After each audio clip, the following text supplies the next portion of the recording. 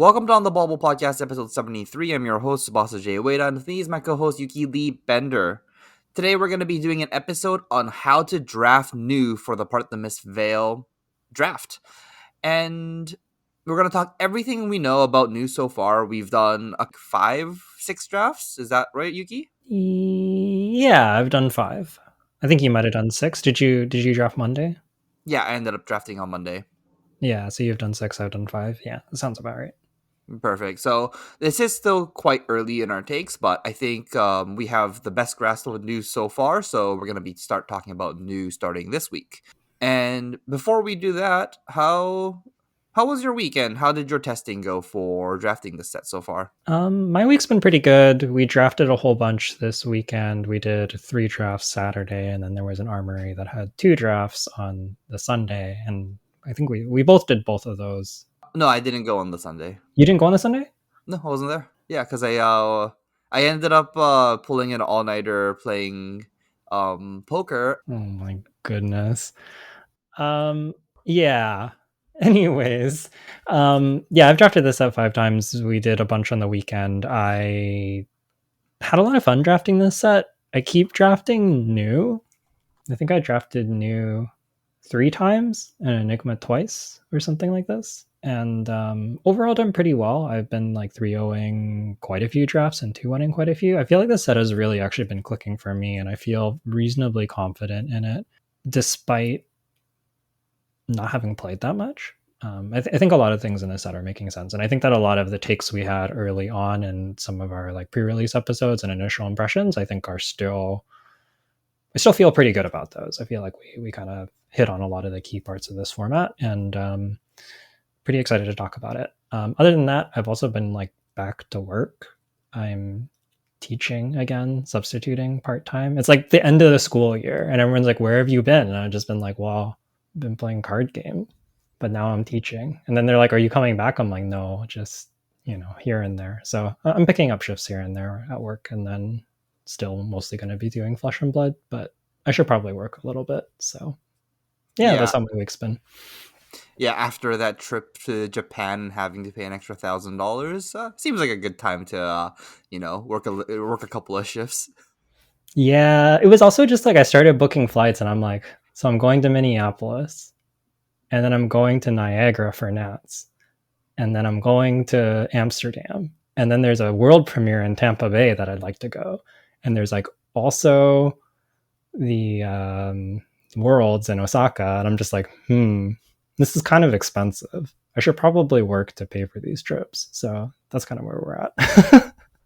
That's fair. Like I'm also struggling to try and like find the cash to just like book some of these flights too. And I'm not even going to all of the ones you just mentioned. So yeah, I'm gonna try to go to all of those, but we'll see. It's not cheap. Yeah, no, it's not cheap at all. Okay, and one thing I do want to talk about before we get this episode started is just like a note. I'm not sure where I heard this or who gave me this information, but I hear that there's short prints in this set, and cards like Yellow Nimblism is printed in with less quantity than the other cards in the set. Do you know anything about this, Yuki? I don't know too much about it, but I've heard that yellows are less common than reds and blues. Not just because Mystic has reds and like the emissaries, or Mystics is blues and then the emissaries only come in reds, but also because like I think that the yellows supposedly just appear less frequently, which I have no way of verifying this, but I think I also heard it somewhere. And if that is true, honestly, it feels kind of good. I feel like I wind up with like random yellows so much less this format, and it's kind of a good thing, because when you do have to play the random yellows in your deck, they're real bad. Yeah, mostly like Yellow Nimblism. Like whoever wants to play this card anyways, right? Yeah, if you have a yellow, the yellow 2 blocks are like almost all bad except for like Blanche and Bastion, I think. Yeah, Battlefront Bastion's pretty good at yellow, but I think that's about it. Like I'm okay playing like a Gravekeeping yellow. Yeah, Gravekeeping yellow is okay. because it's a breakpoint. I think that's the big thing is like it's still a breakpoint, but a lot of the cards are just like pretty bad at yellow, so it's kind of a nice change, honestly.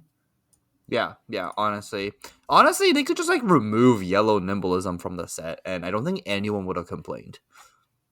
Yeah, I kind of like it for some of the new cards where it's like I don't know, maybe you really need yellow water the seeds for your Benji deck or something. I have no idea, but like maybe they just like want there to be like the yellow versions in the set. I'm like, okay, sure, but I like that we don't have to like suffer through draft because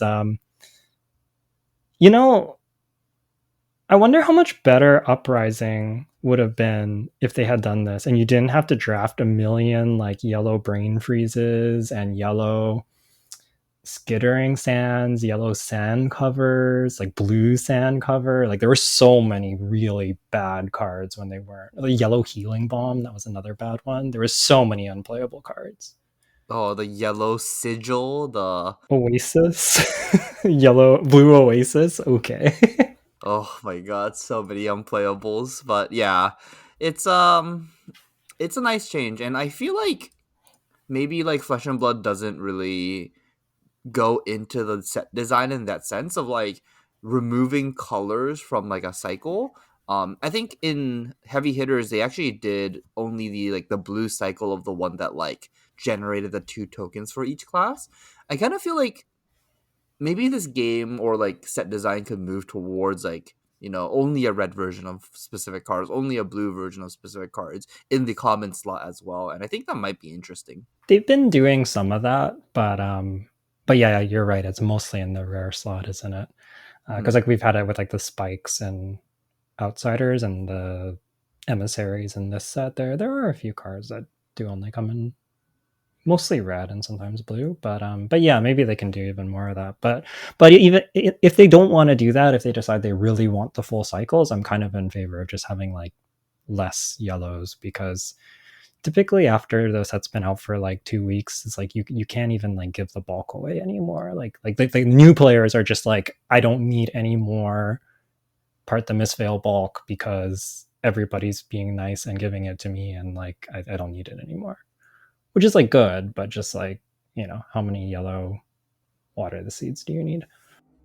I'm kind of glad that they are choosing these like worse cards to be short printed instead of like actually playable cards, because like games like Yu-Gi-Oh sometimes short print cards that are like actively playable and constructed, and when that happens, like you get these like random commons that are worth like $5 to $10 because like, oh, it's a short print common and it's a good short print common, and I'm kind of glad they don't do that where it's like, oh, the playables are printed in like, you know, a larger quantity instead of the other way around. Not even for limited experience, just like for in general, honestly. Yeah, I agree with that. So yeah, pretty interesting change. If any of our listeners know more about that, I would be interested to hear because we were talking about it while we were drafting this weekend. Like multiple people were talking about it. I'm also like, yeah, I remember hearing this somewhere too, but like nobody, everyone, we're all like, where did you hear it? And everyone's like, I don't know, somewhere. So it's interesting. So I guess you wanna start talking about new right away. Yeah, we can do that. So new is honestly, I think one of the most interesting limited decks we've ever seen, at least in my opinion. I think that she needs like pretty drastically different game plans into all three heroes. All of her games look like pretty different because you're playing with your opponent's cards and like you're often trying to like slowly build up this extra resource and like set up these mini combos with like your cards and your opponent's cards on the fly. And she can kind of like threaten to kill people with damage. She can threaten to kill people with deck damage. She can kind of just do like a bunch of different stuff. So I've been really liking New, and I think that we're going to talk about her, but I think that there's like a number of ways she can be built and played. Yeah, I don't think everything that we talk about is like 100%.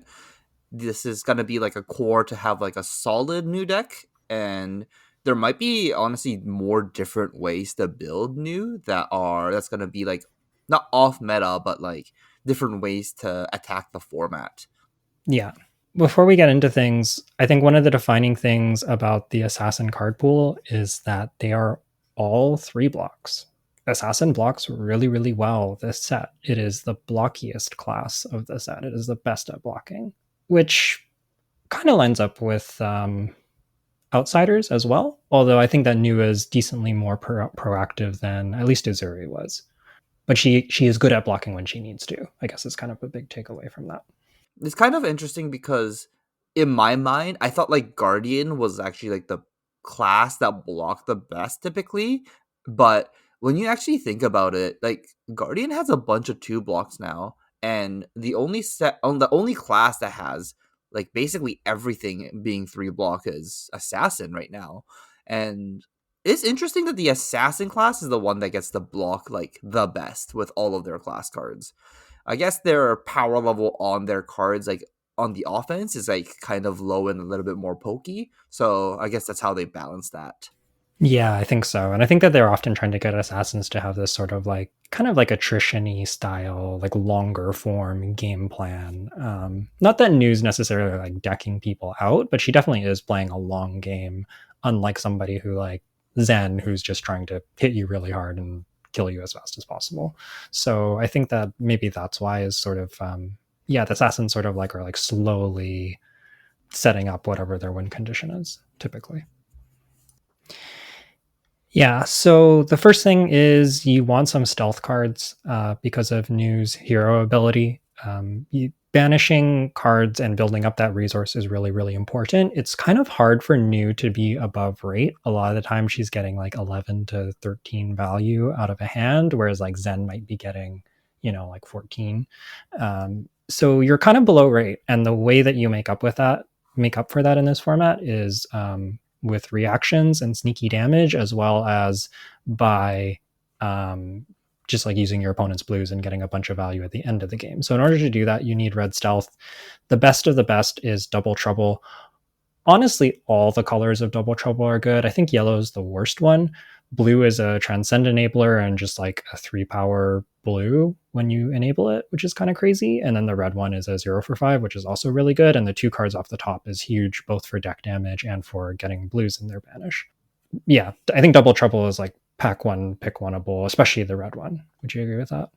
Just thinking about a 0 for 5 is, man, like that's just good in every limited format. It is a little bit of work to like make it a 0 for 5, but I find that like whenever you can't make it a 0 for 5 in that current hand, I'm thinking about arsenaling it, and if I can't, I'm thinking about pitching it.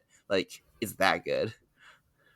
Yeah. And the other crazy thing about this card is that it can be worth more than 5 value depending what you banish off the top. So like I've had games where I hit like a droplet off the top or something, and it's like, so my 0 for 5 like later on in the game is going to draw me a 0 for 4, like a free 0 for 4 that's like doesn't even take a card from my hand. Like that's just so crazy. So yeah, double trouble really impressive. I think everybody kind of is onto this. After that, I think the most important stealth cards at common, at least, are Desires of Flesh and Pick to Pieces. Desires of Flesh, you kind of really want both, like a mixture of both, I would say. Desires of Flesh is good, very good into Zen and pretty good into New. And then Pick to Pieces is really good into Enigma. Sorry, which one is Desires of Flesh? Like, what's the on hit ability on it? Desires of Flesh is the one that when it hits, it banishes the top card, and you gain a life if it's a attack action. Okay, the attack action one, the one that cares about the attack action one, you think is the best one? I think that's the best one against Zen. And then I think Pick to Pieces, which is the if you've played a reaction, it gets +1 and damage can't be prevented, is the best against Enigma. And I think that ideally you kind of want some of each of these. That makes a lot of sense. Yeah. So, like, how many of each are you like kind of looking for? If I can get like 2 of each at red, I'm like pretty happy. Honestly, even like the other colors of these cards are kind of good. Like the blues are really good. The yellows I'm not picking highly, but like yellow Desires of Flesh is just like kind of an okay card. Yeah, it's really annoying. Whenever my opponent attacks with yellow Desires of Flesh, I just like look at it. I'm like, kind of don't know what to do with this, and it's like mostly if my whole hand is like attack actions. What? Do I block it? Do I not block it? I lose deck if I don't block it. If I block it, they gain a life. It's like everything is kind of awkward. Yeah. Especially if for Zen, where they're almost all attack actions. Sending Desires of Flesh turn 0 is like really, really gross. Especially if you like, I've attacked with the Desires of Flesh, and they're like, I don't want this to hit, but I also don't want to take damage, but I don't want to overblock it because then they'll just gain a bunch of life. So I'll block it with one card. And then you like attack react over with like a venomous bite, and you're like, take 4, I'm gonna banish the top card, and the card defending, I'm gonna gain 2 life. And like if it's like a blue, it's just like so gross. Like it just really, really, really powerful. Yeah, that play pattern sounds really disgusting. Yeah, you just kind of like put them in this spot where it's like, I guess I have to block, and then you react over, and it's just like, oh, I just get the best of both worlds. Like, it's just so crazy. So yeah, I think those two are the best by a decent amount. After that, I think Bonds of Memory at common is really good. This is the one that can banish a top card, and then you banish a card from their graveyard, and if it has the same name, you gain a life. I like this one not so much for the life gain, but just because you can pick any card in their graveyard and banish it. So if they ever put a good blue in their banish, you can just be like, yep, I want that one. Like against Zen, sometimes you might have like banished some tiger combo cards, and then you're just like, oh, I want this one that makes the tiger when I have a blue in my banish zone. And they're just like, oh, that's bad. um, so I like Bonds of Memory for that, but you don't gain life off of it very much. Yeah. Bonds of Attraction, which is the rare version of it, basically the same card, right?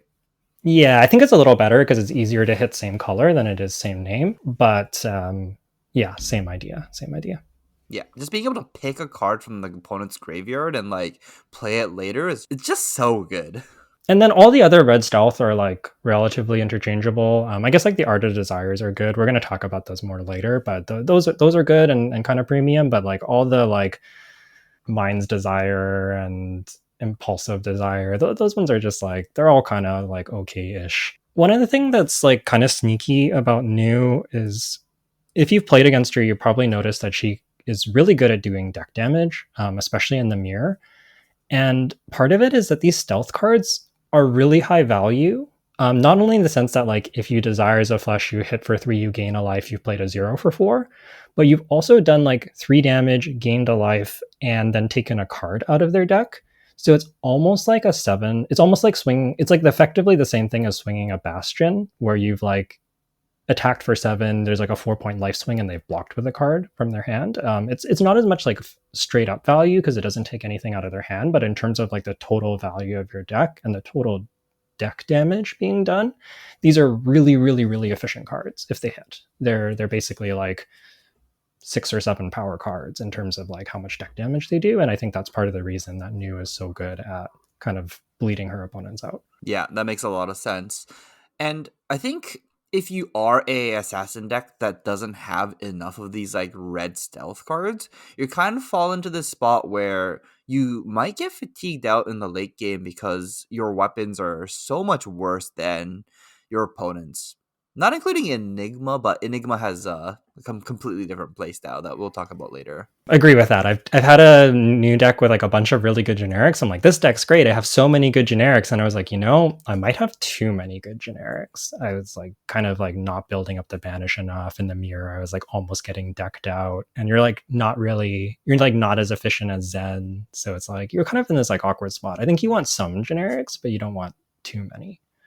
Yeah, I think I agree with that. Let's talk about talking about the generics. Let's talk about Gravekeeping. I think this is a key card for Nuu as well. And Gravekeeping is the generic that it's a 1 cost for 5 at red, and it just reads when this attacks, banish a card from your opponent's graveyard. This card is kind of insane. At this point, I'm actually playing this card in my constructed Nuu deck as well. I'm not sure if it's actually good in that deck, in constructed, but at least in limited, man, this card's a house. I agree. It's also just pretty efficient. Like when you go dagger into this, you've done like a 2-card 6, which is like pretty acceptable on rate.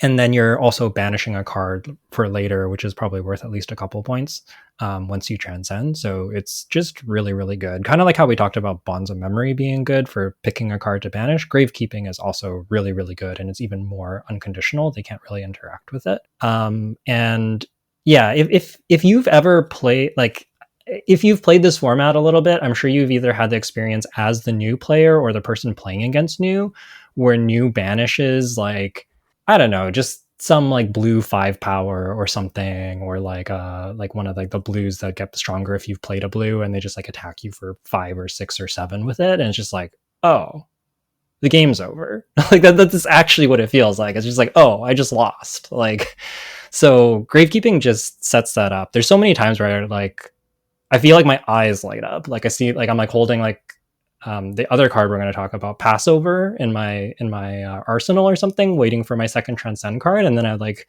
see their spillover go in their discard or something. I'm like, really? You promise? I can have this? It's for me? It's like it just feels so good. It feels so good. And the best part is that Nu's hero ability, once you pitch the chi to activate her ability, it reads it's you can play it for free. Like these Mhm. 3 costs that your opponents were playing, they're free now. That's crazy. Yeah. So banishing from your opponent's graveyard and choosing the card is like super super premium, and for that reason, in line with gravekeeping, Passover is one of the better transcend cards in her for the same reason. After that, you really want attack reactions. This both lets you use big hands as well as push over your on hits and kind of punish your opponent for maybe like trying to block your on hit and then you push it over anyways, or put your opponent in a spot where they're just like, okay, I see. You have the attack action. I can't just like overblock and let you banish 3 cards and gain some life and then like arsenal your attack reaction. So I'm just going to not block. Is often how it plays out. So having some of these is really important. The most premium ones are probably Red Hiss and Red Venomous Bite. Those are the ones that if you've pitched a blue, you get either a Slither or a Fang Strike. So the go again or the +1. And they both block for 3 and cost 1. Of Hiss and Venomous Bite, which one do you like more? I personally like Venomous Bite better. It's just like pure math wise, it does 1 more damage than Hiss. The go again is pretty good too, but I think they're good in different scenarios. Venomous Bite just like lets you just like be better on rate. But then Red Hiss is a kind of a card I think on your transcend turns when you're playing your opponent's card and like you hiss your opponent's blue cards that were like happen to be mystic, and you play another blue card from their banish zone, it can get kind of like out of control. So I think a good way of saying it would be like I like Venomous Bite first cycle and I like Red Hiss second cycle. Yeah, I think I agree with that. I found like into Zen in particular, you often need to be blocking and can't really afford to like use the go again from Hiss. And in that matchup, I really, really like the Venomous Bite. And then the Hiss is like a little more useful into like Enigma, where you're trying to be proactive and present a lot of damage so that she can't keep, like building a board of ward. So I think they're both good. Ideally, I kind of just want like a mix of both of them if I can. And usually you don't have to pick between them, but I think it's interesting to talk about because I think originally I was just like, oh, Hiss is the better one, obviously. And as I play more, I'm like, well, I don't know. I might like Venomous Bite more. So they're both good, but yeah. I think the problem comes from Red Hiss being a 1 for 3. And if you think Mhm. about it just like as a card resource value standpoint, it's a 1 cost 3 essentially go again. And that's just like a little bit too underrated. It's like saying that, Water to the Seeds, which is the 1 cost for 3 go again in the set, is like premium. And it's just not a premium card. And obviously it being an attack reaction does give it the extra push to make this card good. But just thinking of it as like a pure value math standpoint, I feel like Red Hiss kind of needs other things to go with it for it to be that like, wow, this card's insane status. Yeah, that makes sense. I think the other thing about Hiss that's awkward is when you think about it, it's like you need you need a blue to get the effect. You need the hiss. You need an attack. So like probably a stealth attack. And then you still need another card to follow it up. So that's 4 cards minimum.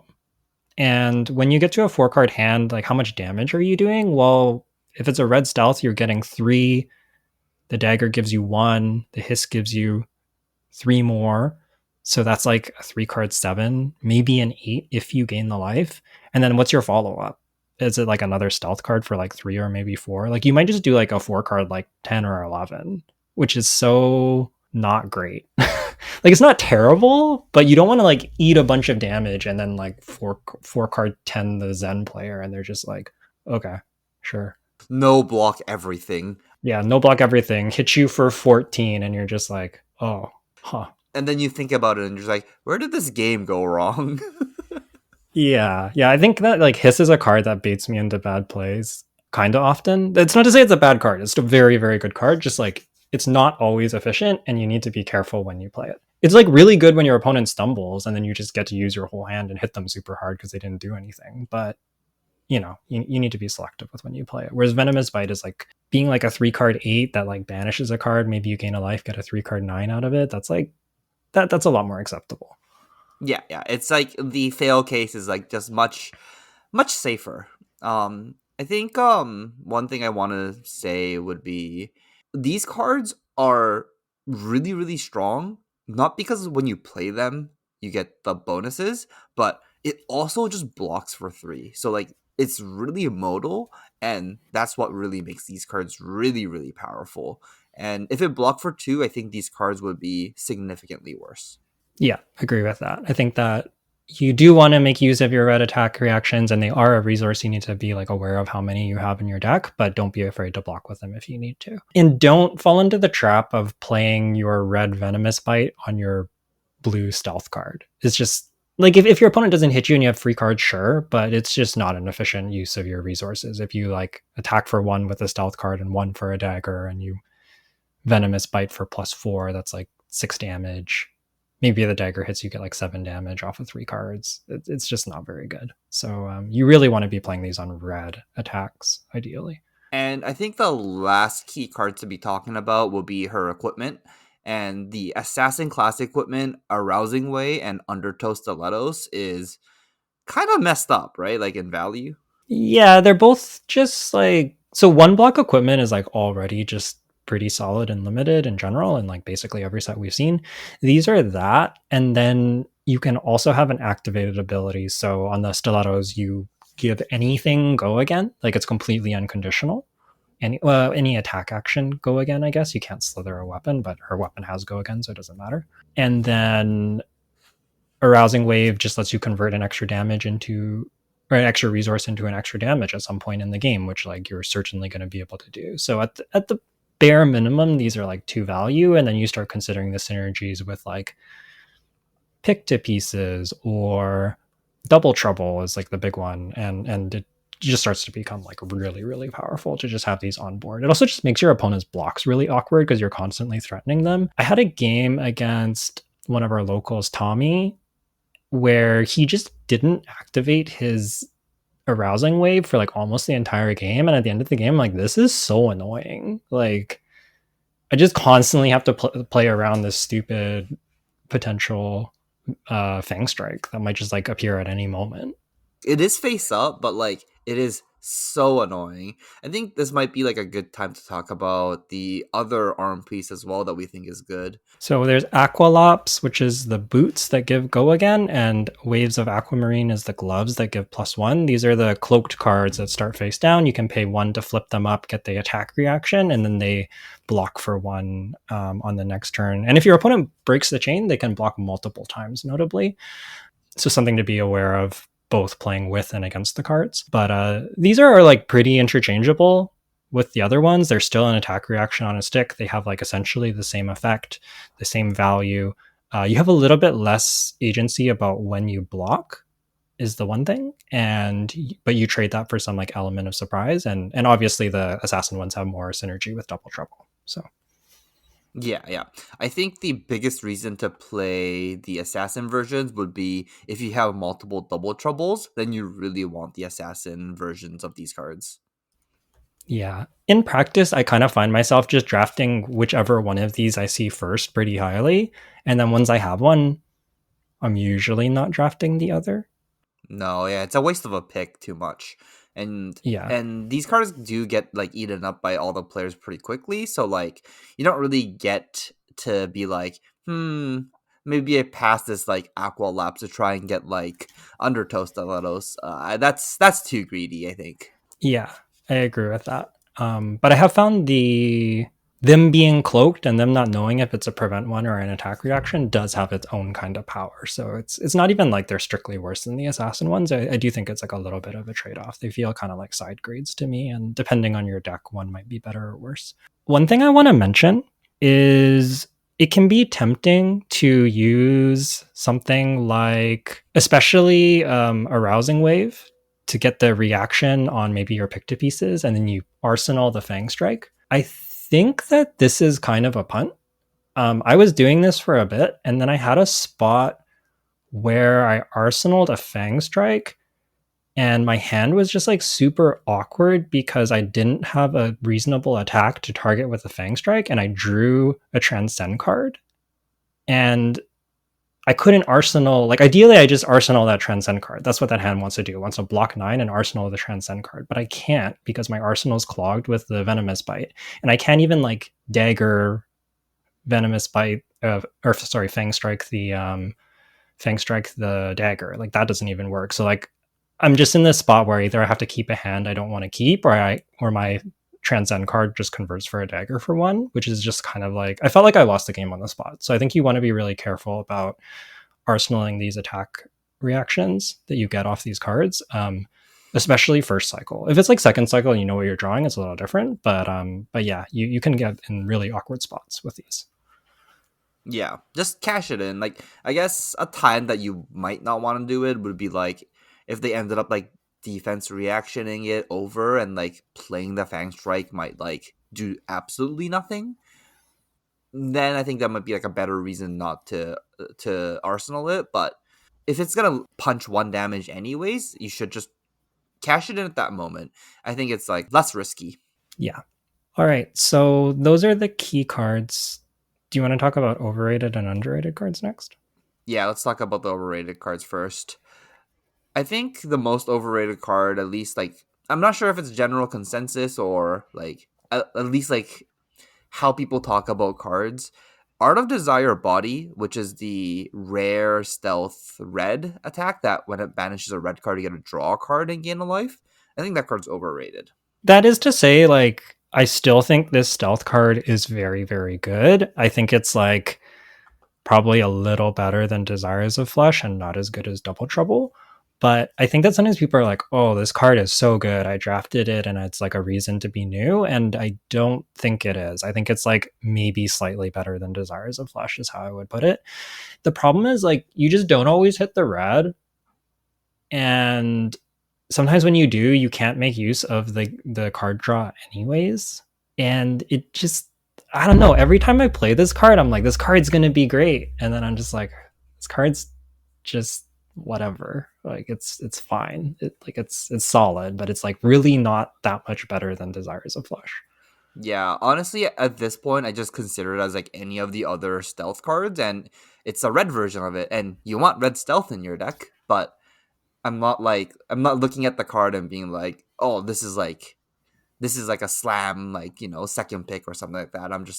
I'm like looking for other stuff. Like, even like, I'm kind of in the boat of like, maybe I want the generic, what's it called, Battlefront Bastion more than this card. And Yeah. more ways to utilize my cards, and it's like, this is just a red stealth card and it's very replaceable. Yeah, I agree with all of that. I think it's like your second best red stealth card, but I think that it's like the gap between this and double is much closer to Desires of Flesh than it is to Double Trouble, is how I would put it. So yeah, I don't know. Don't go crazy about this card. It's a nice card to have in your deck, but it's not like a must pick. It's not a reason to be new. It's like I already have a good new deck and I got this like fourth pick and I'm pretty happy about it kind of a card. Do you want to talk about a card that we think is actually good, which might be Art of Desire Mind, which is the same card but in blue? Yeah, I think the blue one is actually just infinitely better. You can pitch this very easily because it's a blue, and in their second cycle, it almost always does the thing. It is also a transcend enabler, especially with what is it called?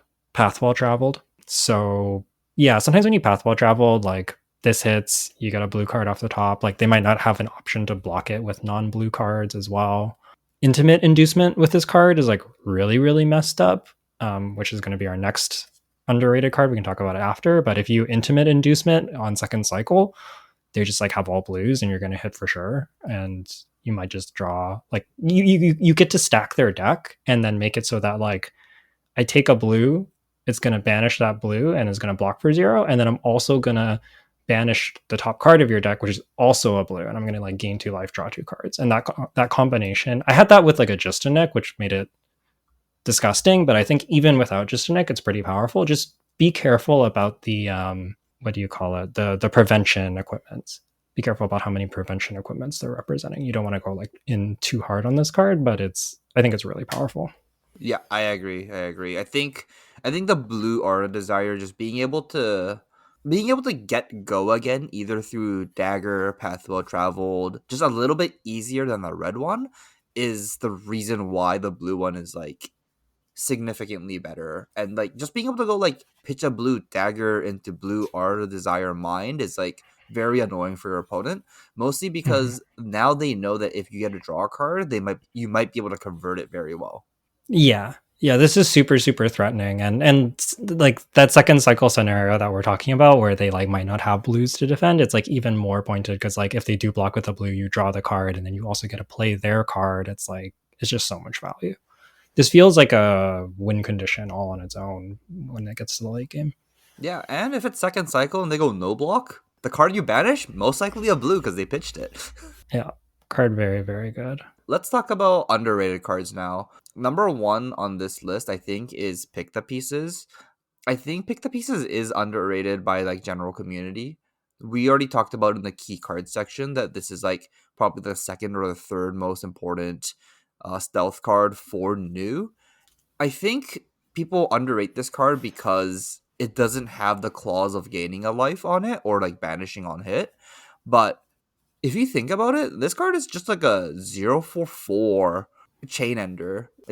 It feels to me it's just like another wounding blow, and wounding blow is very good in this format. And it has the added line of text of like, if you play pick the pieces like Enigma, they kind of cry. I have a couple of experience playing Enigma in the pre-releases, and all of my losses just came to news just playing pick the pieces, playing pick the pieces, playing pick the pieces, putting it back into their deck, and then playing pick the pieces. It's just like it feels unwinnable at that point when they play the fourth pick the piece. I think this card is underrated, and you should be picking this quite highly. And the more picks you pick, the easier the Enigma matchup becomes, and that's a third of your matches, right? Like, and if you're new, you might play like 2 Enigmas in your draft. So it's kind of nice to have a card that just like wrecks one of the heroes. I agree with all of that. I think that all the pitches are pretty good too. The red one is like obviously really good because it's like a 0 for 4, but I'm pretty happy picking up yellows, maybe not quite as highly, and blues decently highly because it's like a blue 3 block that you can still react on and they still have to respect. You can also like set up really weird situations where you can like blue pick to pieces and they kind of have to respect the attack reaction on it, or you can just blow them up. But if they respect the attack reaction and like overblock, you might just be able to like stilettos, and then if you have another pick to pieces, just play another one and then react on that one. And you can like set up these really awkward situations when you have multiples of these. And so just having all the pitches is good, and like having a blue that's just like when you think about that, the fact that you can play a blue and just like put your opponent in a spot of like, do I need to block with 2 cards to cover this up? And like I can still get blown out if they just have double reaction is like kind of crazy for a blue 3 block, right? Oh yeah, my favorite play with pick the pieces so far was my hand was blue pick the pieces, yellow pick the pieces, and like a random blue. And I went pitch a blue, dagger you for 1 against an Enigma. They block it, and then just play my blue pick the pieces, and I'm like 1. And they looked at me, they blocked for 6, and I'm like, Arsenal, the yellow pick the pieces, go ahead. And they're like, they blocked and like they overblocked my hand, my my attacks. So basically, my turn was just like dagger, pick the pieces, attacking for 2, but they block with 3 cards, and like that was just like that's an insane spot to be in, honestly, to convert like a 2 blue hand. And it's part of the reason the equipment is so powerful is that you can make these plays, and it's like if they just choose not to block, you're just like, okay, arousing desire. Do you have the defense reaction? And they're just like, no, I die. Yeah, I kill 4 of your ward and do 3 damage as well. It's like blue 0 for 7. Yeah, picked piece is very good. I think some people are starting to pick up on this card, but it is really good. The next card we want to talk about, we mentioned earlier, Intimate Inducement. I think that the initial impression of this card is like maybe the blue one is the good one because it's like a blue 0 for 1 and it blocks 3. I think that like the red one is kind of good. I'm not exactly sure. Like, I don't know that I want to pick this card super highly. I'm not entirely made up. Like, I don't have my mind entirely made up about this card, but seeing the top 4 cards of their deck means that you're like super likely to hit a blue.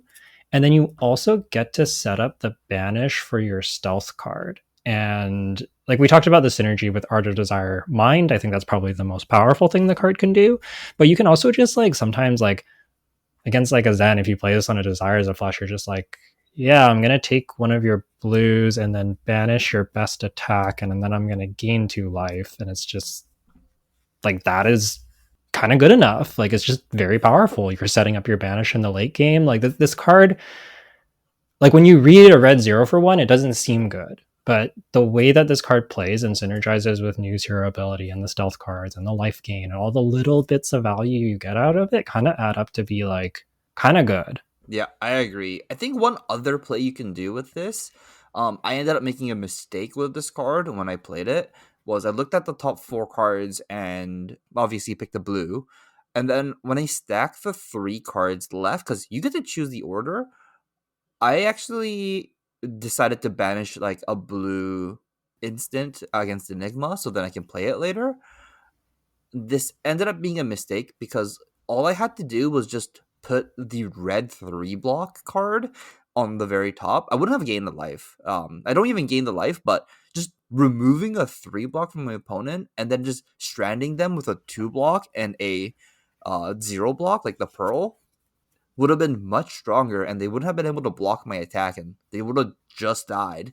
And and then I realized later after they drew the a 3 block, a 2 block, another 3 block, and blocked out my pick the pieces for 8, and I lost the game essentially after that. But if I just like rip their 3 block, they can't block out my attack, and they would have lost. Usually you don't want to pick the non-blue to put in front of the attack because well they get the block value out of it, but it's pretty reasonable to just put a good card on the top of their deck that you don't want them to have and banish it if you can do that. And that's part of the reason the red one's really nice is you get so much context of like you don't know their full hand, but you do kind of get to know like 2 other cards that they're going to have. And yeah, it's just pretty good. It's better than it seems. Yeah, definitely, definitely. What do you think about the yellow or the blue one? Yeah, I don't know. I think I probably like red than yellow than blue. Okay, yeah, that's fair. That's fair. I don't think I want the blue. I think like top 2 cards kind of scary, to be honest. Yeah, I've had an opponent play blue intimate inducement, and then they just like peeled off red yellow, and it just ended up full blocking the stealth card instead. And I'm just like, you know what? I take this.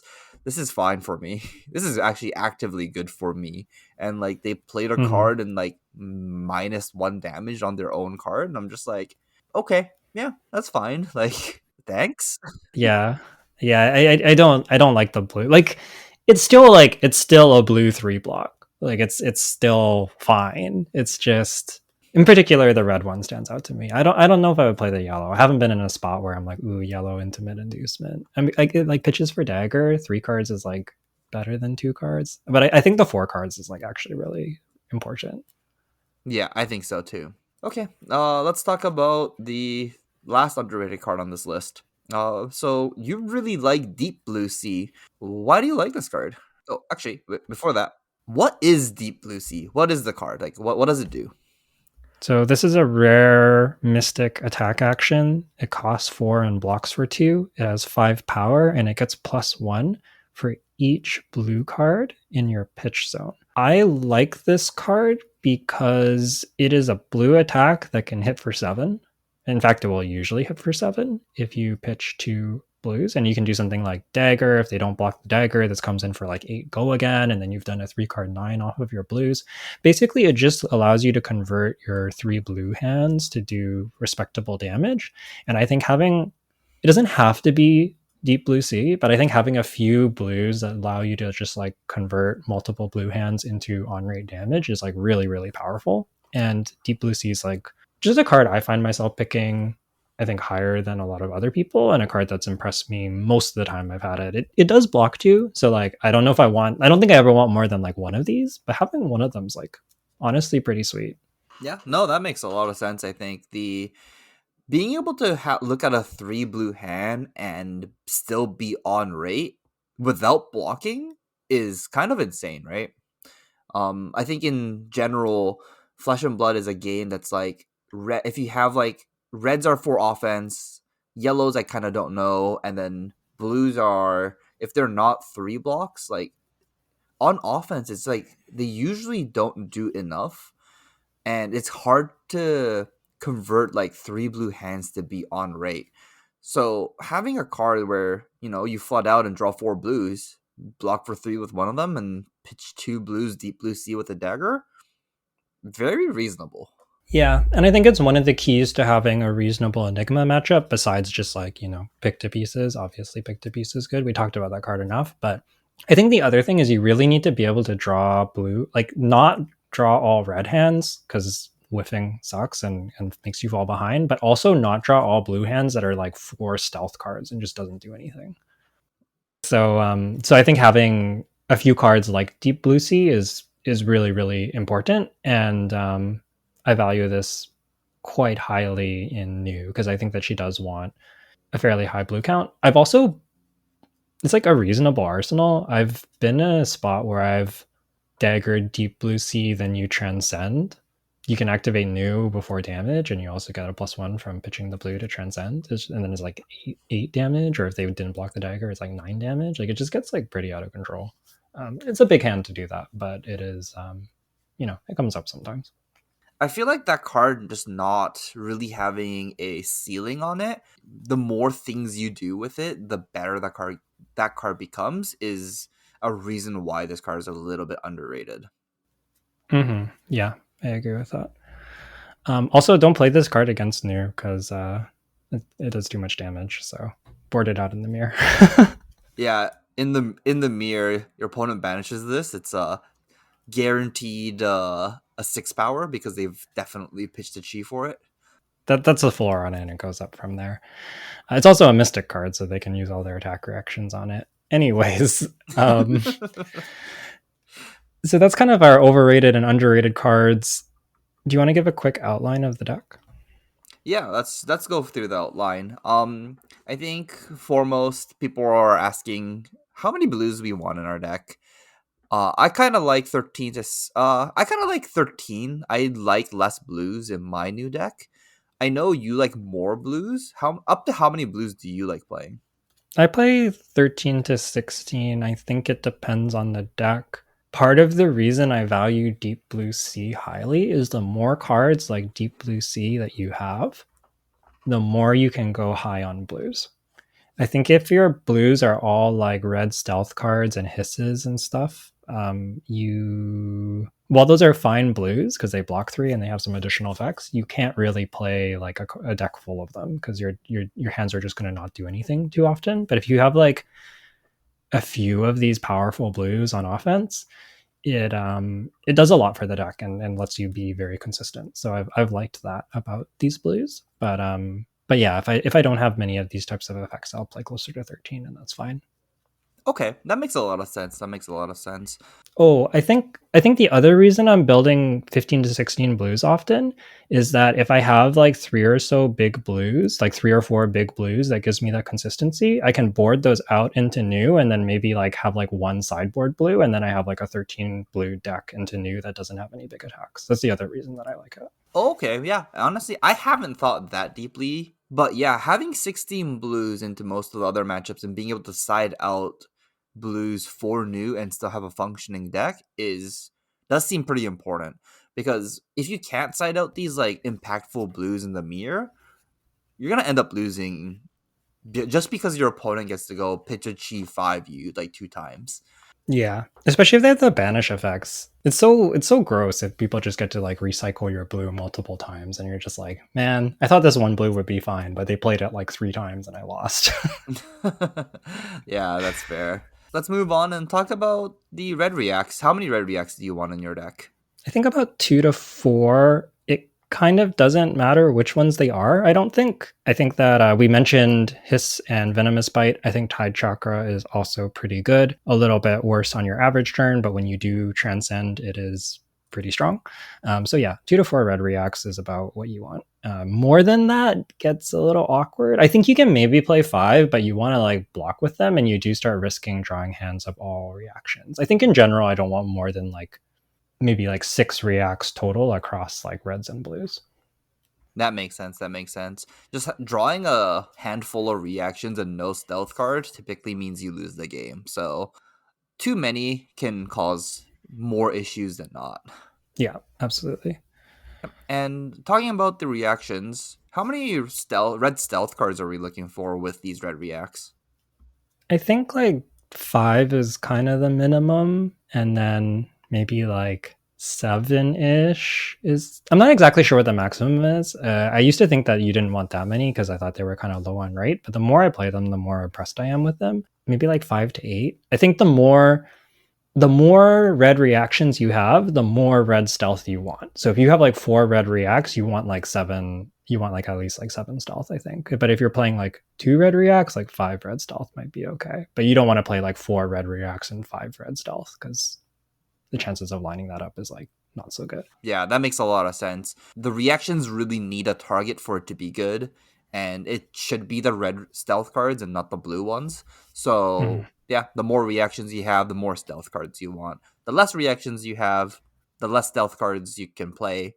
I guess, what can you replace the red stealth cards if you have less reactions? You replace it with some generics. I'm not exactly sure how many. I think you want some because they're generally more efficient damage than your red stealth cards, and especially into Enigma, that can be pretty relevant. But if you have too many of them, you like end up not banishing enough cards and getting enough out of New's hero ability, and that kind of sucks too because you're like also not as efficient as Zen. So you want some generics, but not too many. And I kind of think that there might be like a certain number of like banish like cards that banish count that you need, and it might be more about that than anything. Because I had a deck with like a bunch of reactions and a bunch of pick to pieces, and I was kind of like, I think I still won the draft, but I was noticing that it was hard to fill up my opponent's banish zone. And I think the fact that I had like a single gravekeeping and like a single passover was like really relevant. I think if I had like that amount of pick to pieces and generics and I didn't have the gravekeeping or the other card, it would just be like, I don't know, kind of unplayable, honestly. That makes a lot of sense. That makes a lot of sense. Mostly for some of the matchups where you need to catch back up by playing your opponent's blues. If you can't banish your opponent's cards, that means you can't play them, and playing News ability is relying on News ability to banish a blue to play isn't really where you want to be, right? Because sometimes your opponents just don't want to block. Like especially like Zen will often just not want to block you, and then they want to hit you with their reds and pitch their blues, and you're sort of in this spot of like, how do I get your blues into your banish zone? So I think you need ways to do this, and for that reason, like even though gravekeeping and passover help, I don't think they're enough on their own. I think you need some stealth cards that banish up the top. No, that makes a lot of sense. Yeah, that makes a lot of sense. I guess talking about News ability, how many Transcend instants are you playing in this deck? I'm usually playing three. I've played 2. It's kind of okay. I think you want 3. The big thing is that one of the more efficient ways to transcend is by having 2 transcend cards. If you have 2 of them, if you ever draw a transcend card and you want to play the hand and it's your only blue, it means you like have to second cycle your transcend. And that's like not necessarily a bad thing, but I just found that having the third one just gives you a lot more flexibility, and 3 just feels a lot better than 2 to me. And I don't think you want 4 because it's just a lot of no blocks and you don't use your hero ability that much. So I think like exactly 3 is kind of the right number, at least for me. Do you have any thoughts about transcend count? I think it kind of depends on how much I can banish my opponent's stuff and if I can play it. Mm-hmm. The less ways to banish, the less transcend cards I want. And to a point where maybe I just don't even want any if I can't banish pretty consistently.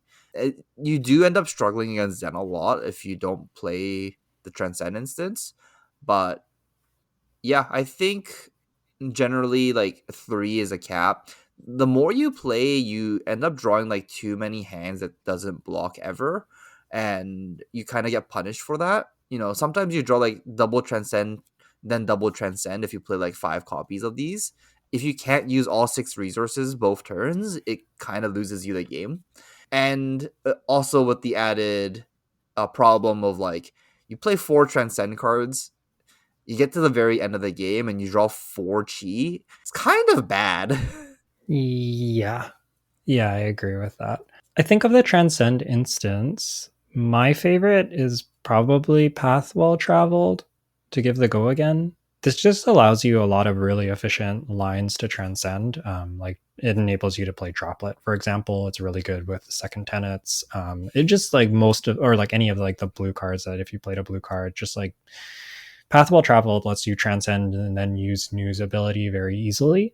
And having the go again is just like super, super nice. So I think Path Well Traveled is like really good. Passover is also good. That's the banish a card. We talked about that one. And then I think Homage is just like kind of universally pretty good in every hero because gaining a life is always relevant. So, and it helps give you time to enact your game plan. You want to play a long game. So I think Homage quite good. Yeah, and honestly, almost all of the transcend instances are good in New, except for maybe Droplet. Yeah, you don't want to play Drop in the Ocean. And honestly, I kind of don't want to play Grain either. Grain that tips the scale. I think like because Grain you can't double transcend card because you need a target, and I think that that's like a pretty big drawback to Grain. You also can't with Path Well Traveled, notably, but I think so long as you have cards that combo well with Path Well Traveled, it's very good. So like Path Well Traveled feels like a little bit of like a mini build around where you want cards that synergize with it, but if you have it, it's good.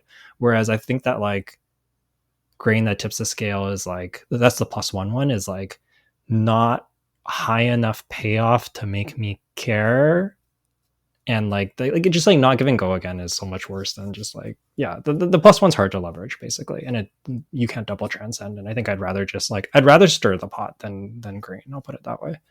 Yeah, yeah. Honestly, I think the playing more of this limited format, Stir the Pot has been the one card that went from like my most underrated card to kind of like, man, this card's kind of goated status.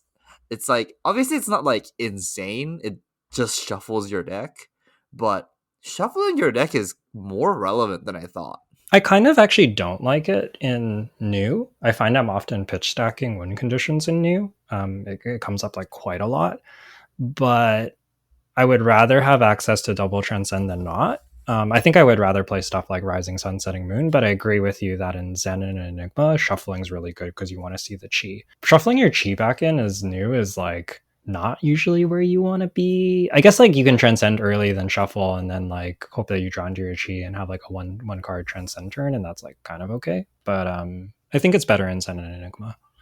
Okay, you know what? That's fair. Yeah, I just like Stir the Pot. I don't know. Every time I played with it so far, I'm just like, huh.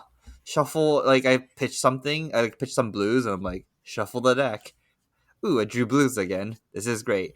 Maybe that's because I'm playing less blues than you. Maybe that's the issue here. Yeah, maybe if you have more blues, you can play Stir the Pot. That makes sense. Yeah, it gives you less ability to pitch stack your win conditions, but I don't think you have to do it. I take a lot of I find myself being very aware of both my pitch stack as well as my cards left in deck and being like, I have like 8 cards in left in my deck. I'm gonna arsenal this transcend card, and I know that I have a transcend card coming up in my next 2 hands. Like that kind of information, I find being super super relevant. I also just find like often when I transcend on new, I win the game. I don't know. Yeah, like stir the pot's fine. It's just I think I like some of the other effects more. Yeah, that's fair. Well, just clearly Passover and Path Well Traveled kind of, do more than just transcend, which is really important. So, yeah, honestly, Path Well Traveled and Path Well Traveled and Passover are the two premiums for sure. And then just homages. Gain of Life is Gain of Life.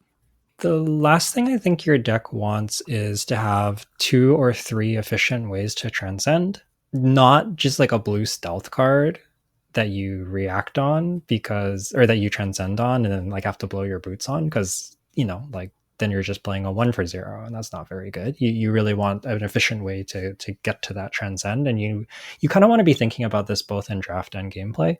So double transcend we've been talking about. Droplet plus path well traveled is good because that's a 4 for 0. And then you get the go again, and then you're into your transcend turn. So that one's really good. I think all of the droplet cycle is kind of good. Like you can play the 3 for 7 and then transcend. The 1 for 5 can let you like dagger, maybe give it go again, play the 1 for 5, transcend. That's all pretty good. The 2 for 6, I think, is also reasonable if you can combo it with Hiss. So I think they all have like different use cases, and you want to be like combining those use cases. But I think having a couple of these, especially with Path Well Traveled, is really really good because you get spotted to go again. Blue Tide Chakra is pretty good because you can play it on a red and then transcend, and you have some floating resources to get the go again. Second tenants are all efficient. First tenants are really good. There's kind of combos there. If you have first tenant of, or sorry, second tenant of Tide and second tenant of Moons as the plus power and draw card, then those combo well with Path Well Traveled. But if you have second tenant of Wind, which gives go again, then you can play like pretty much any transcend card with that, and then it's just a 3 for 5 go again, which is like kind of like an E strike, which is solid, pretty good. Um, those are some of my favorite ways. Red Tide Chakra is also just always an efficient way to transcend. If you like play a Red Tide Chakra on your blue stealth card, then you transcend because it's a 1 for 5. It sort of fixes the rate of that card, so it's also pretty reasonable. Yeah, no, I think all of those ways are good ways to transcend. And what's more important is just like making sure that you're aware of this and you're building around it. When you don't, you're going to have these problems of being like, I have this transcend instant. How does this turn into a chi for me to win the game? And if your options are only to like play a blue stealth and then transcend and then try and go off that way, it might be too underrate to actually turn that into a win condition because New's ability only still lets you play blues, right? So it's being able to activate New's ability and like use the chi is only broken if your turn isn't under rate and you get to do more things on top. And if your turn is under rate and then you play the more things on top to make your turn on rate, it's not good enough. Yeah, agree with all of that. And I think another important thing is to just like look at what you're banishing and think about the action point economy of it. And this can change. So, like, if you banish cards with go again, you know that you can just play them out. If you're noticing the Zen, like, you need to get a starter into their banish zone so that you can play their combo cards, that's like something you need to think about. If they have like a couple big attacks, maybe you want to save. Maybe you want to get a slither token either from a hiss or from your boots to give those attacks go again and be able to play multiples of them. If you banish a, what is it, first tenant of Wind, which is the blue that gives the next blue card go again, if you banish one of those from your opponent, then that's like an extra action point. So it's very dynamic, and it kind of depends on your deck and the cards you banished, but you want to be thinking about like how many action points do I need to play these things out? How are they going to go? And and often as I'm going through the game, I'm checking their banished a few times and thinking about like what I need to combine in my deck with what they haven't banished to have a good turn. Okay. Do you want to move on and talk about specific matchups for new next? We can. Before we do that, I just want to kind of recap the deck outline because we kind of went into a lot of detail there. So just like the point form of the deck outline, you can also see this on our notes, by the way. All of just added it, but all of the patrons get access to our show notes, so you can check that out if you like. But the deck outline is 13 to 16 blues, 2 to 4 red reacts, 5 or more red stealth, more stealth if you have more reacts, some amount of generics, ideally the ones with good power like emissary, wounding blow, bastion, etc. You want some transcendence, I think exactly 3 with priority on path well traveled, passover, and homage. And then you want 2 to 3 efficient ways to transcend. And we kind of listed a bunch of those just now. I think the reason you want 2 or 3 is because you can't always, because they're your blues, you want to have the flexibility of pitching them, and you can't always rely on it lining up. And if you have 2 or 3 of them, that way you kind of have like more flexibility in your game plan. And if new banishes a piece, you're not just like out of luck. So that's kind of the reason to have 2 to 3. But yeah, we can move on. Key matchups. I think Flesh and Blood always has this dynamic of needing to play differently into every deck. I think this set might be the most pronounced of any set. I don't know if you'd agree with that. Oh yeah, it's so different. Like Enigma just plays a completely different game, and Zen plays like very classic Flesh and Blood, and the new mirror is that matchup is kind of mind-boggling, honestly. I feel like when I play the new mirror, I will go like multiple cycles of like, I don't see how I lose this game. Oh no, I don't know how I can win this game. Wait, I think I might lose this game. Or I think I might be losing this game. Oh, actually, I won the game. Like it's just like constantly swinging back and forth between like who I think's winning and losing, and I'm like never really sure. It's kind of wild. Yeah, it is kind of wild, and it's like I've seen like both players try and set up their like pitch stack, and then they attack with a card that vanishes off the top, and then they just go in the tank, and it's like, huh, this is so interesting. Yeah, there's honestly so much going on. So we can touch on each of these matchups first. Why don't we start with the mirror? Yeah, let's talk about the mirror. So I think the new mirror almost always ends up going to fatigue, right?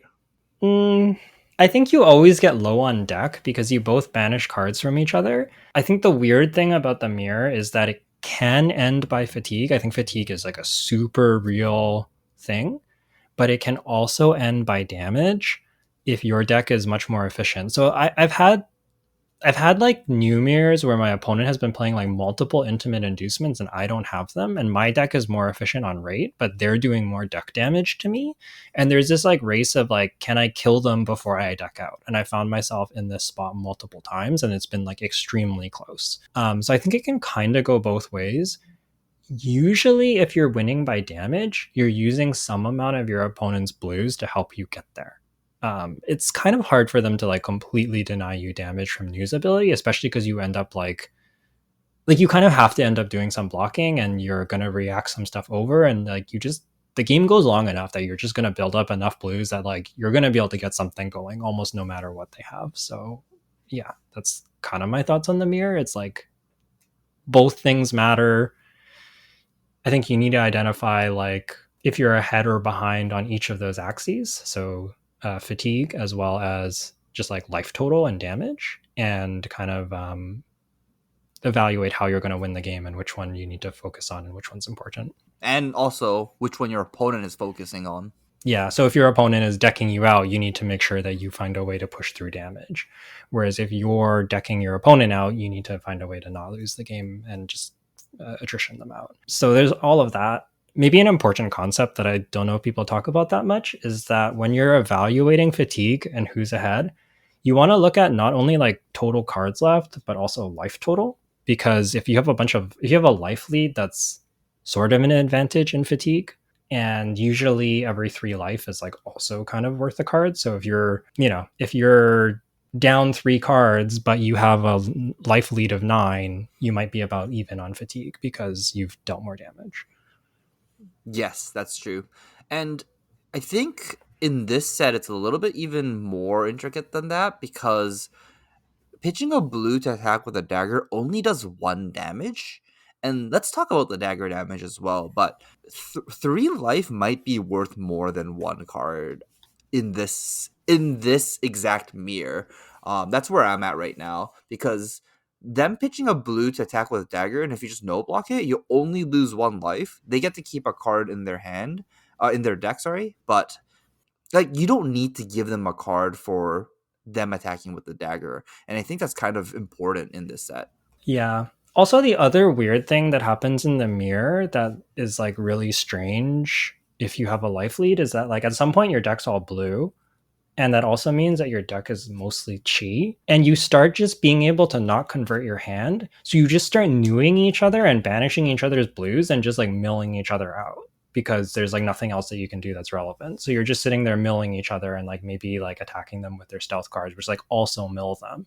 And so you can like wind up in this spot where even though you're ahead on fatigue, you might not have damage to kill them. It kind of like again, it depends on the quality of their blues, right? Like if they mostly just have like blue stealth cards and they've really kind of denied you the ability to get anything going, that's really strong. But yeah, I don't know. There's so much going on in this mirror. It's like hard for me to encapsulate it. I think like both things matter a lot, and it's pretty skill testing.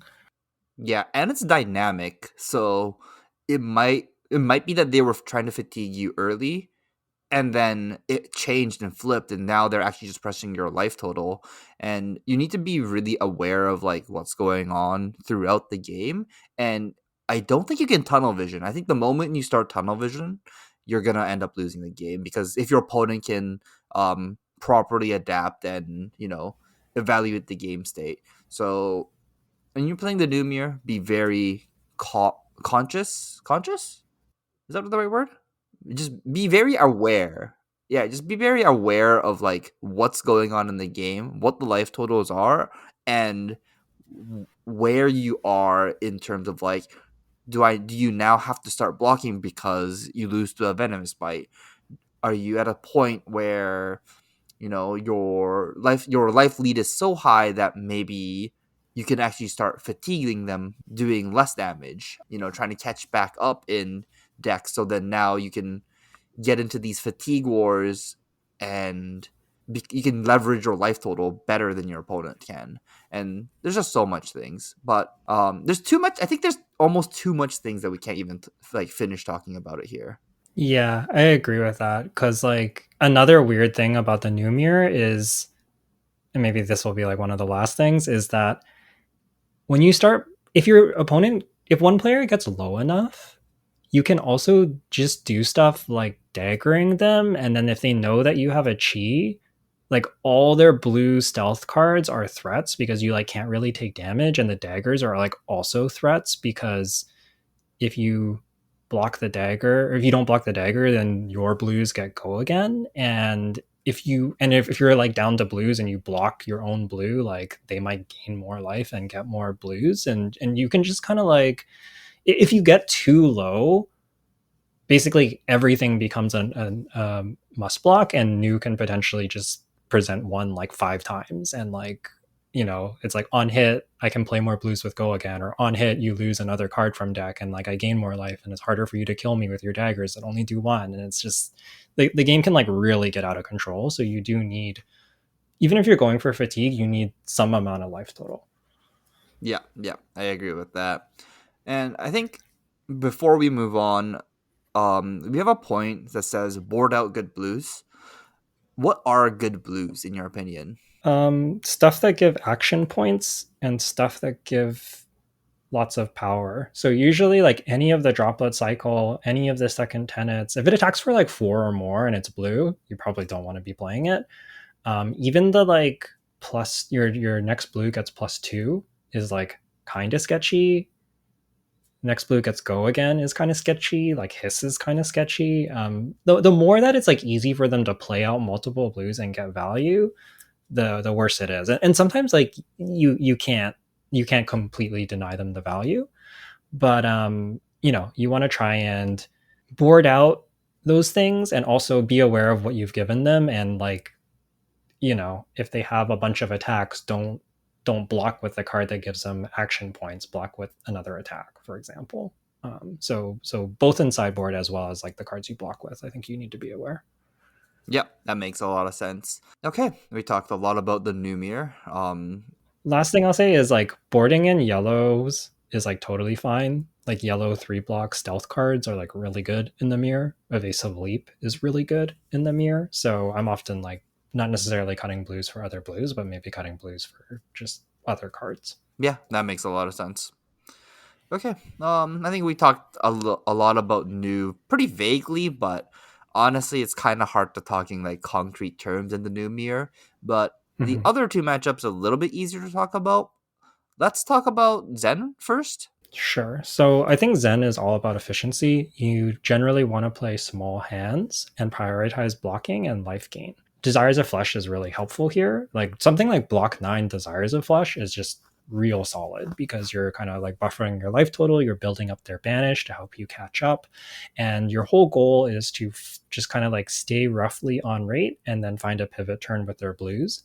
Zen kind of has the hardest time making your ability bad because he doesn't block that well, and a lot of his blues have go again.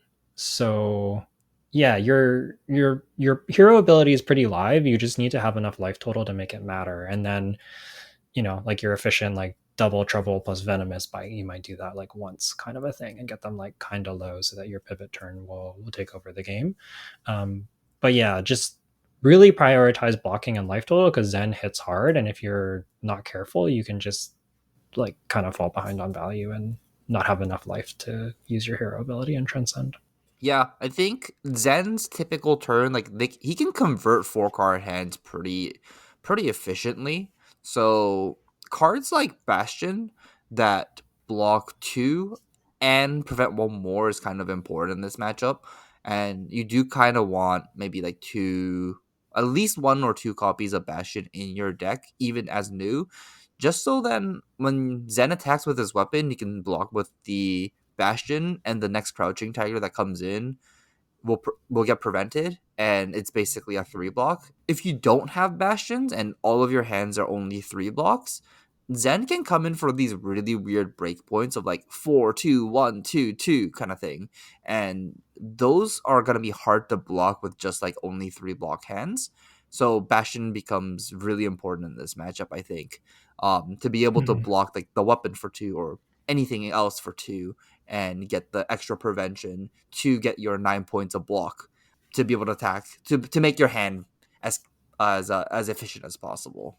Yeah, I think I agree with all of that. And I think usually you don't want to be blocking like the twos and ones if you can, so long as you can do an efficient thing with your hand. So I'm often trying to get the 3 blocks where I can. And then, if they do too many twos and ones, I might just like play a venomous bite turn kind of thing. And if they let me block more, I'll block more, is sort of how it is. And then ideally, like they might stumble somewhere and you can start hitting them a little more because they don't really want to block, and they're like tutoring their deck with their chi, and you're banishing cards from them. Their deck does get diluted surprisingly quickly. So you're kind of just trying to like wait until their turns are a little less good and they're kind of like out of reds, or they stumble a little bit, and then that's where you can keep a little bit bigger hands, but you don't want to take a bunch of damage to do it unless you're going to win the game off of it. Yeah, that makes sense. And honestly, Zen is like, out of all 3 heroes in the set, Zen's like the most straightforward Flesh and Blood deck. So whatever you learned or have experience of playing Flesh and Blood, I think you can apply it to Zen. And Zen's pretty straightforward.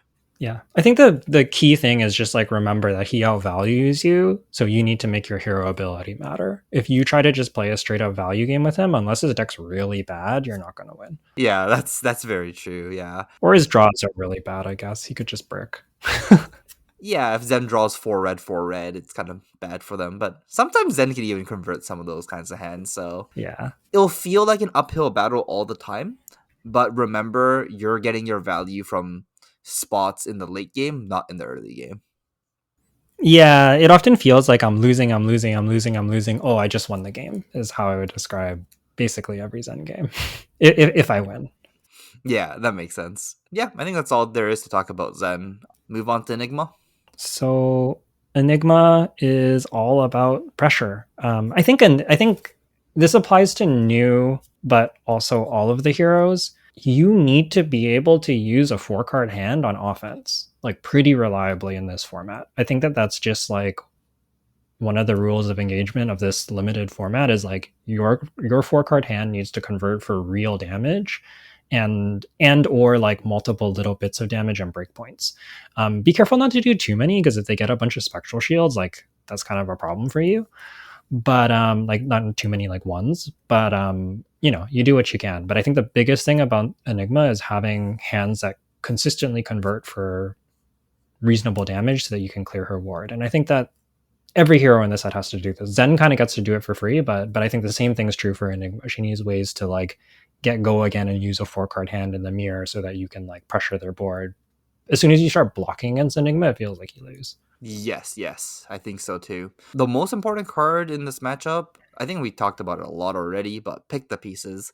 The more pick the pieces you have, the easier this matchup becomes because if you ever have an off turn and they start building a board, if you can just play pick the pieces and blow up all of their ward, you kind of come back and you start outvaluing them with just one card. So I think new matchups against Enigma where you don't have any pick the pieces, it might feel kind of doomed because if you stumble, you might not be able to come back from the game. Yeah, I agree with that. And I think against Enigma in particular, your hero ability is pretty low value. You might be able to play some like instance or something to get like a little bit of life or something, or a little value here and there. But usually you don't get to banish that many cards, and there aren't that many good cards to banish. So just keep that in mind that this matchup is more about pressure and not so much about your hero ability. Although you can use your hero ability to mill cards in the late game if you're decking her. I think that this matchup can go pretty long, and you need to play reasonably quickly, or you'll go to time. Yeah, yeah. You need to make your decision reasonably quickly, or you're gonna get into these spots where both players have like 5 cards left in deck, and you guys both still have like a lot of play, and both players can be at like, you know, 16 for Enigma and like 10 for New, and that's like kind of a close game. Yeah, agree with that.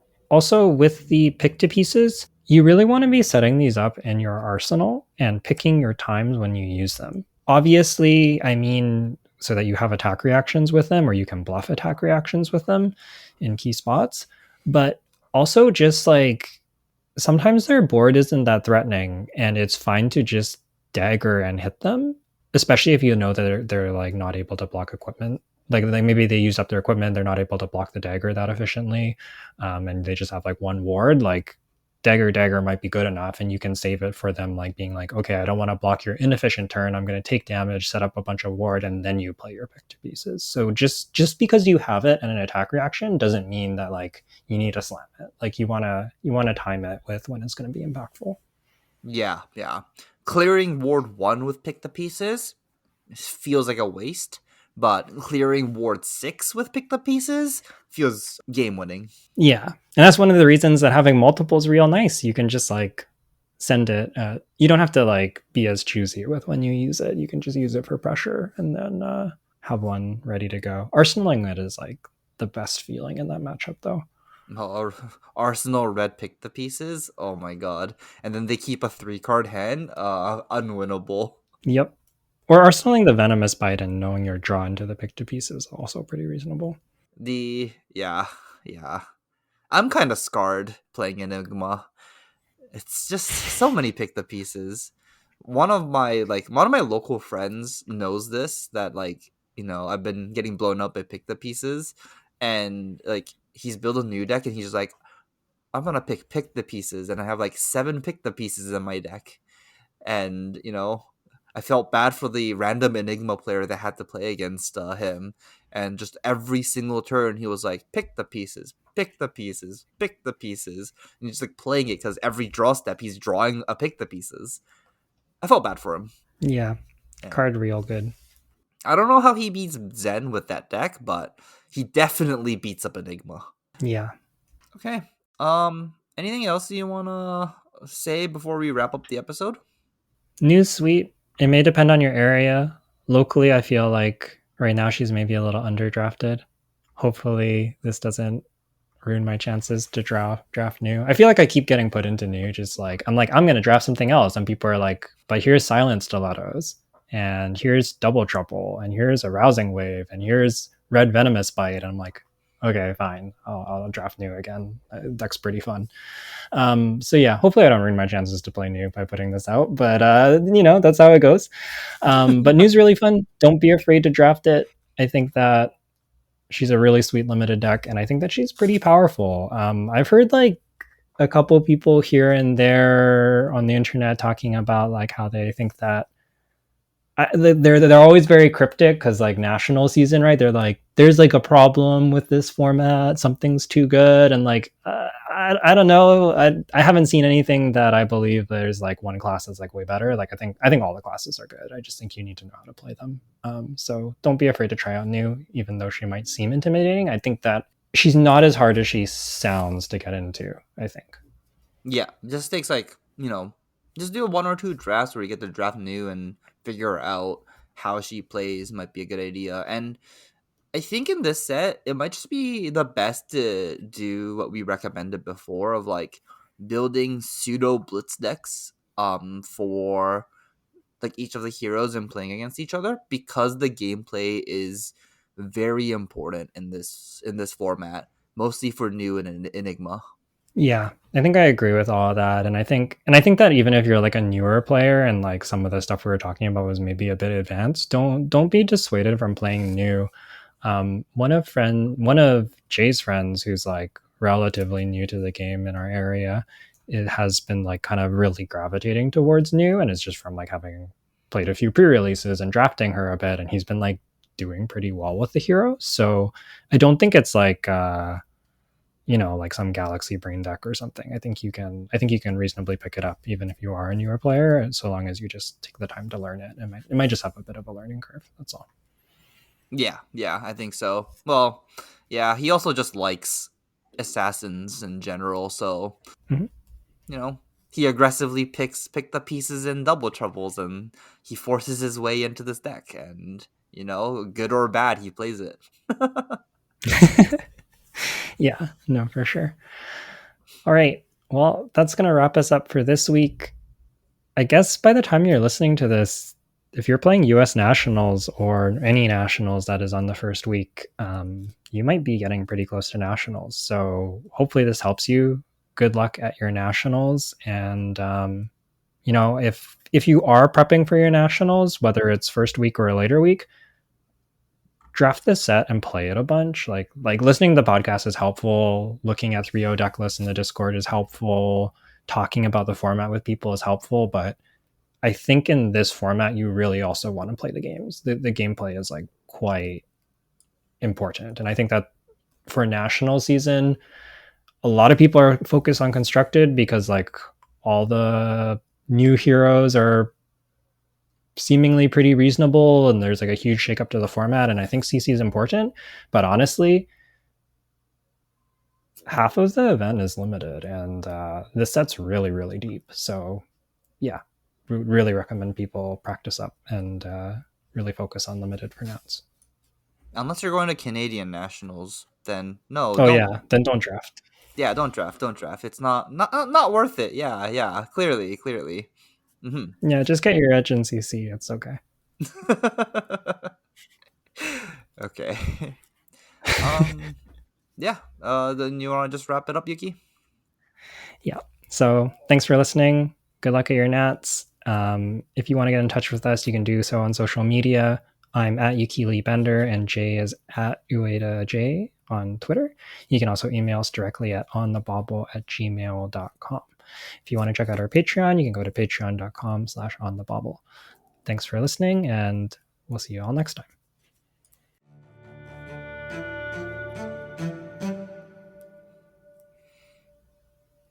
This set is so cool.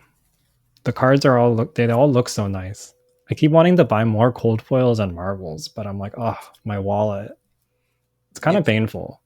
Do you want to buy my Marvel New that I opened? Not for the price that you're asking. I'll give it to you for 300 Canadian if you want. Local pricing, local pricing.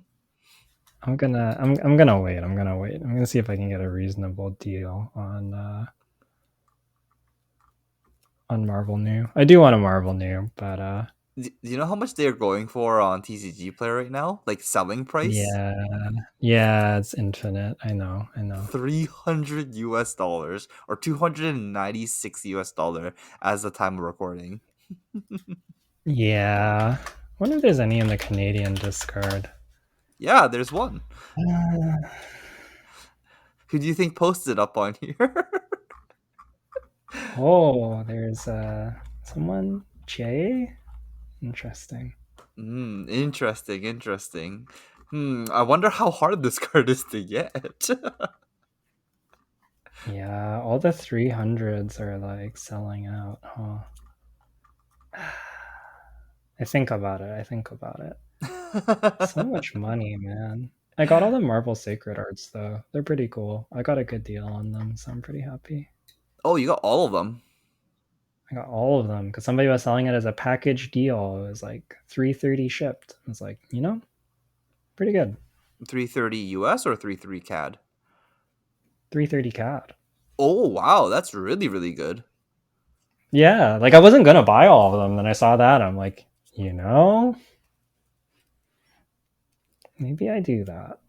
So I don't Yeah. know. Yeah, this set's really cool. I think people are very excited about this set in general. So maybe other people can also relate. But I'm just like, no, I'm only going to get the new cold foils. And I'm like, oh, but Traverse is such a good card. Okay, I'll get Traverse.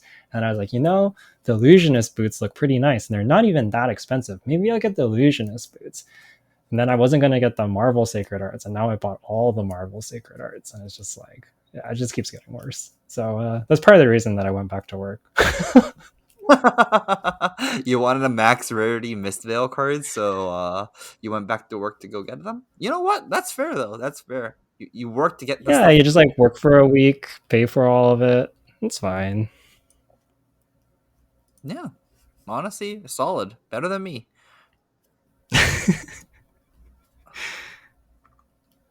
All right. That's all I got. Ah, that was a good sign off. All right. Okay, we'll call it a night here then. Good night, everyone.